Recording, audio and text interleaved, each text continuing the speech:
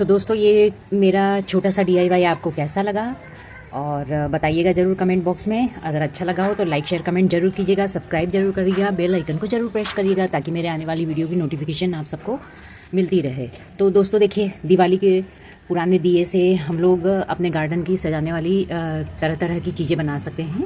और ये मैंने छोटू सा स्वान बनाया है, स्वान का जोड़ा ही बनाया है।